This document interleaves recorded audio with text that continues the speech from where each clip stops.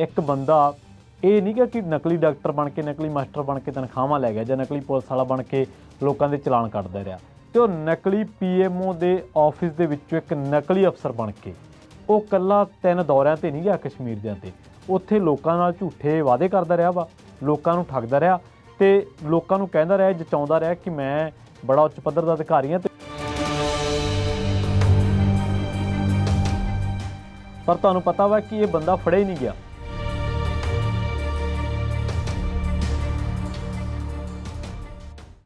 सत श्री अकाल, तुसीं जुड़े हुए हो पंजाबी रेडियो USA दे नाल ते मैं हाँ प्रवीण शर्मा लैके हाज़र हैं स्पैशल रिपोर्ट। दोस्तों, तुसीं अक्सर ही ये सुनिया होना कि नकली पुलिस वाला बन के ठगियां मारदा रहा, नकली अफसर बन के ठगियां मारदा रहा। कई लोग ऐसे भी होए सिस्टम दे विच जिहड़े अध्यापक बन के जां होर कई तरह के अफसर बन के तनखावां लैंदे रहे, भत्ते लैंदे रहे, पर बाद दे विच उन्हां दे बारे जदों एक्सपोज होया, जदों वो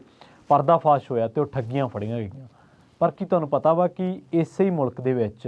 एक बंदा ये नहीं कि नकली डॉक्टर बन के नकली मास्टर बन के तनखावां लै गया, नकली पुलिस वाला बन के लोगों के चलान कटदा रहा, नकली मुख मंत्री दे दफ्तर का बन के अधिकारी भी नहीं, नकली राजपाल के दफ्तर का अधिकारी बन के भी नहीं। एक बंदा गुजरात का रहने वाला है तो नकली PMO के ऑफिस के विचों एक नकली अफसर बन के वो कल्ला 3 दौरिਆਂ ते नहीं गया कश्मीर दे ते उत्थे लोकां नाल झूठे वादे करदा रहा वा, लोकां नूं ठगदा रहा ते लोकां नूं कहंदा रहा, जचाउंदा रहा कि मैं बड़ा उच्च पद्धर का अधिकारी हाँ, तो मेरे को जिहड़ा महकमा वा वो है स्ट्रैटजी ते कंपेन कि मैं स्ट्रैटजी बनाउणा वा PMO दे विच ते मैनूं कंपेन का जिहड़ा सारा जिम्मा वो दिता वा ते मैं तुहाडे सेब जिहड़े आ वो मैं गुजरात तक पहुँचाऊँगा। तो तुसीं देखो कि ये बंदे नूं मशीनरी नहीं फड़ सकी, सरकारी मशीनरी, उन्होंने जेड सुरक्षा दी गई, बकायदा उन्होंने फैसिलिटेट किया गया जिस तरीके नाल PMO के दफ्तर के जोड़े अधिकारी जो बाहर सूबों के जाते हैं, जिस तरीके दे नाल उन्हें उन्होंने उस तरीके दे नाल ही फैसिलिटेट किया गया जिहो जिहा कार विहार जां जिहो जिहा वरतारा दूजे PMO के दफ्तर के नाल जुड़े अफसरां दे नाल कीता जांदा। पर तुहानूं पता वा कि ये बंदा फड़िया ही नहीं गया। ये बंदे नूं फड़िया तो किसी कॉमन मैन ने, हालांकि वो बंदा जुड़िया हुआ जिन्हें फड़िया वो विश्व हिंदू परिषद का कारकुन है, उन्हें फड़िया वो कहता ये ਜਿਹੜੇ मगर तुसीं लगे फिरदे ਚੱਕ ਕੇ ਬੰਦੂਕਾਂ ਇਹਨੂੰ ਜੱਟ ਸੁਰੱਖਿਆ ਦਿੱਤੀ ਹੈ, ਇਹ ਕਿਹੜਾ PMO ਦਾ ਅਧਿਕਾਰੀ ਹੈ, ਇਹ ਤਾਂ ਐਵੇਂ ਆਮ ਜਿਹਾ ਬੰਦਾ ਹੈ। ਤੇ ਝੂਠ ਮਾਰਨ ਦੇ ਵਿੱਚ ਇਹ ਬੰਦੇ ਦਾ ਰਿਕਾਰਡ ਆ, ਜਿੱਡੇ ਵੱਡੇ ਨੇ ਗੱਪ ਮਾਰਦਾ। ਇਹ ਬੰਦਾ ਆਪਣੇ ਆਪ ਨੂੰ ਕਲੇਮ ਕਰਦਾ ਕਿ ਯੂਨੀਵਰਸਿਟੀ ਆਫ ਵਰਜੀਨੀਆ ਤੋਂ ਇਹ PhD ਕੀਤੀ ਹੈ ਇਹਨੇ,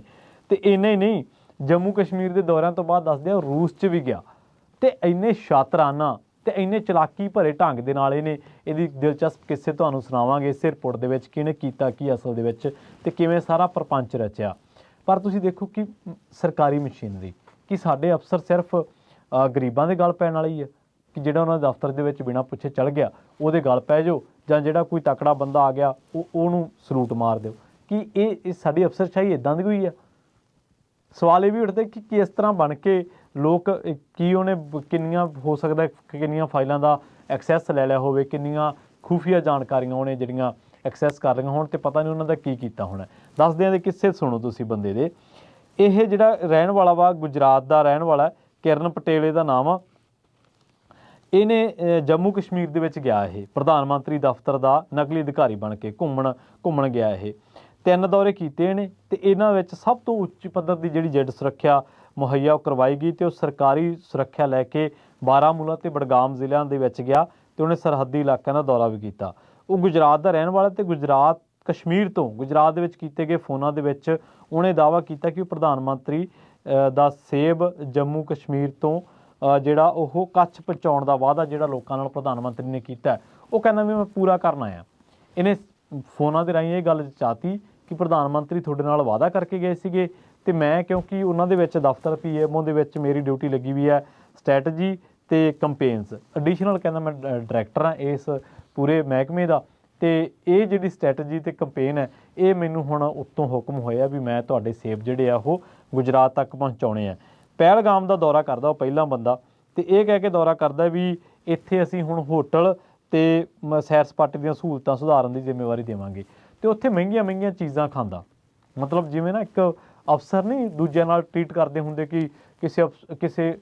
ਛੋਟੇ ਅਫਸਰ ਨੂੰ ਐਵੇਂ ਝਾੜ ਦੇਣਾ, ਲੋਕਾਂ ਦੇ ਸਾਹਮਣੇ ਐਵੇਂ ਕਹਿ ਦੇਣਾ, ਦਬਕਾ ਮਾਰ ਦੇਣਾ, ਤੇ ਚੰਗੀਆਂ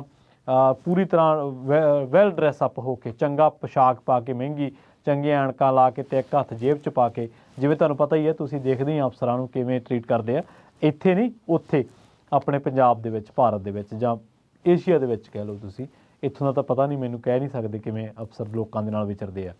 ਤਾਂ ਉਹ ਪੂਰਾ ਉਹੀ ਐਟੀਟਿਊਡ ਤੇ ਚੰਗੀਆਂ ਮਹਿੰਗੀਆਂ ਚੀਜ਼ਾਂ ਖਾਧੀਆਂ ਇਹ ਬੰਦੇ ਨੇ। ਤੇ ਫਿਰ ਦੂਜੀ ਵਾਰੀ ਗਿਆ ਇਹ, ਪਹਿਲਾਂ ਪਹਿਲਗਾਮ ਗਿਆ, ਦੂਜੀ ਵਾਰੀ ਗਿਆ ਤੇ ਇਹਨੇ ਕੀ ਕੀਤਾ, ਨਕਲੀ ਪਛਾਣ ਪੱਤਰ ਤਿਆਰ ਕਰ ਲਏ। ਫਿਰ ਜਦੋਂ ਇਹ ਜੰਮੂ ਕਸ਼ਮੀਰ ਦੇ ਦੌਰੇ ਕਰਕੇ ਨਾ, ਫਿਰ ਇਹ ਰੂਸ ਵੀ ਗਿਆ ਤੇ ਇੱਕ ਵਾਰੀ ਇਹਨੇ ਮਤਲਬ ਗੱਲਬਾਤ ਦੇ ਵਿੱਚ ਨਾ, ਜਦੋਂ ਉੱਥੇ ਸਟ੍ਰੈਟਜੀ ਬਣਾ ਰਿਹਾ ਸੀਗਾ, ਨਕਲੀ ਸਟ੍ਰੈਟਜੀ, ਤੇ ਗੱਲਬਾਤ ਚੱਲ ਪਈ ਕਿ ਅਮਰੀਕਾ ਦੀ ਸਟੱਡੀ ਦੇ ਬਾਰੇ,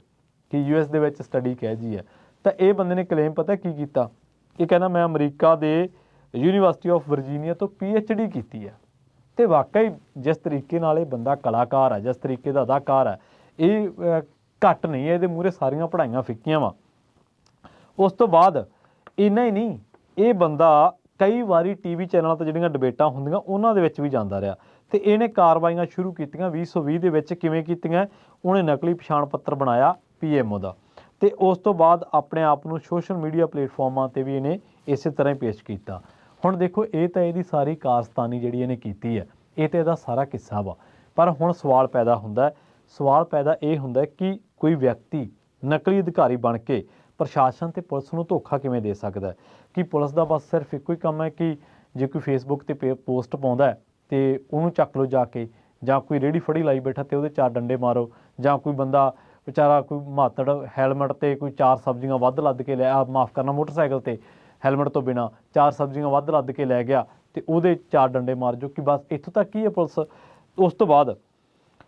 ਜੰਮੂ ਕਸ਼ਮੀਰ ਵਰਗੇ ਸੰਵੇਦਨਸ਼ੀਲ ਥਾਵਾਂ 'ਤੇ ਜਾਂਦਾ ਵਾ। ਤੀਜੇ ਦੌਰੇ ਦੇ ਦੌਰਾਨ ਗ੍ਰਿਫਤਾਰ ਕੀਤੇ ਜਾਣ ਤੋਂ ਪਹਿਲਾਂ 2 ਦੌਰਿਆਂ ਦੇ ਵਿੱਚ ਉਹਨੇ ਉੱਚ ਅਧਿਕਾਰੀਆਂ ਦੇ ਨਾਲ ਮੁਲਾਕਾਤਾਂ ਕੀਤੀਆਂ ਤੇ ਕਈਆਂ ਨੂੰ ਵਧੀਆ ਅਹੁਦਿਆਂ 'ਤੇ ਨਿਯੁਕਤ ਕਰਵਾਉਣ ਦਾ ਲਾਰਾ ਲਾਇਆ। ਉਹ ਵੀ ਦੱਸਿਆ ਜਾ ਰਿਹਾ ਕਿ ਉਹਦੇ ਵਿਰੁੱਧ ਗੁਜਰਾਤ ਦੇ ਵਿੱਚ ਕੇਸ ਵੀ ਦਰਜ ਹੋਏ ਆ, ਪਰ ਪੁਲਿਸ ਦੁਆਰਾ ਉਹਦੇ 'ਤੇ ਕੋਈ ਕਾਰਵਾਈ ਨਾ ਕਰਨ ਕਰਕੇ ਉਹ ਖੁੱਲ੍ਹੇਆਮ ਘੁੰਮਦਾ ਰਿਹਾ ਤੇ ਗੈਰ ਕਾਨੂੰਨੀ ਕਾਰਵਾਈਆਂ ਕਰਦਾ ਰਿਹਾ। ਇਸ ਨਾਲ ਜੁੜਿਆ ਘਟਨਾਕ੍ਰਮ ਇਹ ਦਰਸਾਉਂਦਾ ਹੈ ਕਿ ਸਾਡਾ ਪ੍ਰਸ਼ਾਸਨ, ਸਾਡੀ ਪੁਲਿਸ, ਸੁਰੱਖਿਆ ਬਲ ਕਈ ਵਾਰੀ ਇੰਨੇ ਸੁਚੇਤ ਨਹੀਂ ਹੁੰਦੇ ਤੇ ਧੋਖੇਬਾਜ਼ ਅਜਿਹੀਆਂ ਸਥਿਤੀਆਂ ਦਾ ਨਜਾਇਜ਼ ਫਾਇਦਾ ਉਠਾ ਜਾਂਦੇ ਨੇ। ਅਧਿਕਾਰੀਆਂ ਨੂੰ ਕਿਸੇ ਦੁਆਰਾ ਜਿਹੜੇ ਵਿਅਕਤੀ ਦੁਆਰਾ ਉਚੇਰੇ ਦਫ਼ਤਰਾਂ ਦੇ ਨਾਲ ਜੁੜੇ ਜਾਂ ਉਹਨਾਂ ਦੇ ਪ੍ਰਤੀਨਿਧ ਹੋਣ ਦੀ ਜਦੋਂ ਕਹਿੰਦਾ ਕੋਈ ਦਾਅਵਾ ਕਰਦਾ ਤੇ ਉਹਦੀ ਪੜਤਾਲ ਕਰਨੀ ਚਾਹੀਦੀ ਹੈ। ਹੋ ਸਕਦਾ ਕਿ ਜਿਹੀ ਪੜਤਾਲ ਕਰਨ ਕਰਕੇ ਉਹਨਾਂ ਨੂੰ ਉੱਚ ਅਧਿਕਾਰੀਆਂ ਦੇ ਗੁੱਸੇ ਦਾ ਸਾਹਮਣਾ ਕਰਨਾ ਪਵੇ, ਪਰ ਸਾਵਧਾਨੀ ਵਰਤਣ ਦੇ ਨਾਲ ਅਜਿਹੀਆਂ ਧੋਖਾਧੜੀਆਂ ਤੋਂ ਬਚਿਆ ਜਾ ਸਕਦਾ, ਜੋ ਕਿ ਕਿਸੇ ਖਿੱਤੇ ਲਈ, ਸੂਬੇ ਲਈ, ਦੇਸ਼ ਲਈ ਖਤਰਾ ਬਣ ਸਕਦੀਆਂ। ਸੋ ਇਹ ਗੁਜਰਾਤ ਦਾ ਰਹਿਣ ਵਾਲਾ ਕਿਰਨ ਪਟੇਲ ਹੈ,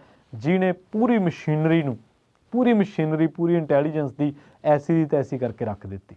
ਬੰਦੇ ਦੇ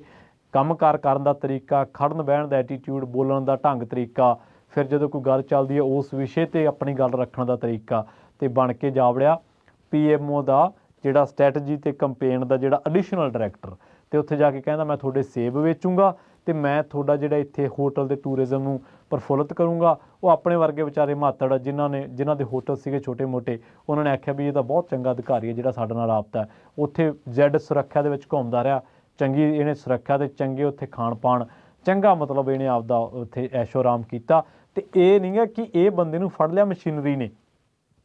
ਜਾਂ ਇਹਦੀ ਕੋਈ ਜਾਂਚ ਹੋਈ, ਇਹਨੂੰ ਮਾਤਰਾਂ ਨੇ ਫੜਿਆ। ਇੱਕ ਨੇ, ਉਹ ਹੈ ਵਿਸ਼ਵ ਹਿੰਦੂ ਪਰਿਸ਼ਦ ਦਾ ਕਾਰਕੁਨ ਹੈ, ਤੇ ਉਹਦੇ ਤੇ ਸ਼ੱਕ ਹੋਇਆ ਤੇ ਫਿਰ ਉਹਨੇ ਉੱਚ ਅਧਿਕਾਰੀਆਂ ਦੇ ਨਾਲ ਸੰਪਰਕ ਕੀਤਾ। ਉਹ ਕਹਿੰਦਾ ਵੀ ਆਹ ਜਿਹੜਾ ਤੁਹਾਡਾ PMO ਵਾਲਾ ਆਇਆ, ਇਹ ਤੋਂ ਮਾੜੀ ਜਿਹੀ ਪੁੱਛ ਪੜਤਾਲ ਕਰੋ, ਸਾਨੂੰ ਇਹ 'ਤੇ ਸ਼ੱਕ ਹੈ। ਸੋ ਇਹ ਆ ਉੱਥੋਂ ਦੀ ਮਸ਼ੀਨਰੀ। ਤੇ ਉੱਥੇ ਇਕੱਲਾ ਕਿਰਨ ਪਟੇਲ ਨਹੀਂ ਗਾ, 10-20 ਦਿਨਾਂ ਤੱਕ ਕੋਈ ਨਾ ਕੋਈ ਹੋਰ ਕਹਾਣੀ ਇਹੋ ਜਿਹੀ ਨਿਕਲੀ ਤੁਹਾਡੇ ਸਾਹਮਣੇ ਆਉਣੀ ਹੈ, ਜਿਹਦੇ 'ਚ ਨਕਲੀ ਅਫਸਰ ਬਣ ਕੇ, ਨਕਲੀ ਕੋਈ ਮਹਿਕਮੇ ਦਾ ਆਗੂ ਬਣ ਕੇ ਜਾਂ ਉੱਚ ਅਫਸਰ ਬਣ ਕੇ, ਅਧਿਕਾਰੀ ਬਣ ਕੇ ਲੋਕਾਂ ਨੂੰ ਠੱਗਦਾ ਇੱਕ ਹੋਰ ਠੱਗ ਦਾ ਕਿੱਸਾ ਤੁਹਾਡੇ ਸਾਹਮਣੇ ਆ ਜਾਣਾ। ਬਹੁਤ ਬਹੁਤ ਧੰਨਵਾਦ। ਜੁੜੇ ਰਹੋ ਪੰਜਾਬੀ ਰੇਡੀਓ USA ਦੇ ਨਾਲ।